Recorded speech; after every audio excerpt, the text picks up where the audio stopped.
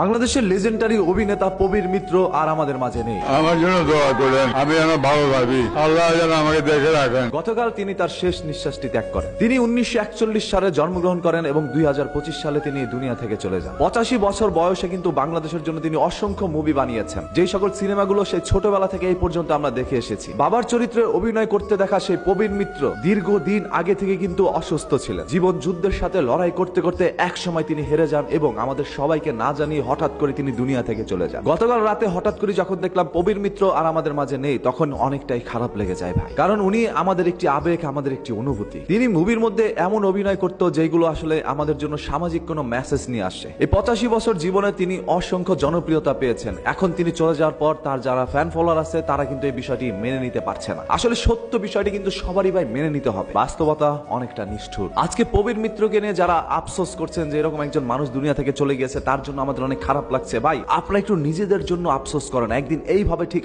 আপনারও চলে যেতে হবে। এত জনপ্রিয় একজন মানুষ, তিনিও কিন্তু পৃথিবীর বুকে বাঁচতে পারেনি, বা অতীতেও যারা জনপ্রিয় ছিল তারাও কিন্তু বাঁচতে পারেনি। সবারই একদিন এই দুনিয়া থেকে চলে যেতে হয়েছে, সেইভাবে চলে যেতে হবে আপনার। তাই পরকালের জন্য আপনি কতটুকু কি করেছেন সেটা নিয়ে একটু টেনশন করেন। প্রবীর মিত্রর অসংখ্য সিনেমা রয়েছে, যেখান থেকে একটি হচ্ছে গোলাপজাম, যেটা বাংলাদেশের বিখ্যাত একটি সিনেমা। যে সিনেমা দিয়ে প্রবীর মিত্র সারা ফেরে পুরো বাংলাদেশের মধ্যে। আজকে প্রবীর মিত্র চলে যাওয়ার পরে তার বিখ্যাত সিনেমার নামটি হঠাৎ করে আমাদের চোখের সামনে ভেসে আসে। তবে একটি জিনিস ভালো লেগেছে, একটি মানুষ 85 বছর হায়াত পেয়েছে। আজকে আমরা যারা ইয়াং জেনারেশন আছি তারা তো এত বছর ভাই বাঁচতে নাও পারে। বাংলাদেশের খাবারের মধ্যে এত পরিমাণ ফরমালিন এবং অক্সিজেনের মধ্যে এত পরিমাণ ধুলাবালি, যেগুলো আমাদের ফুসফুস এবং আমাদের কিডনি সবকিছু কিন্তু নষ্ট করে ফেলছে। আর এই কারণে বাংলাদেশের মানুষের হায়াত কমে যাচ্ছে। বাই দ্য ওয়ে, প্রবীর মিত্র হঠাৎ করে চলে গিয়েছে, আপনারা সবাই তার জন্য দোয়া করেন। সর্বশেষ কথা একটাই ভাই, যা কিছুই করছেন আপনারা একটু পরকালের জন্য কাজ করেন।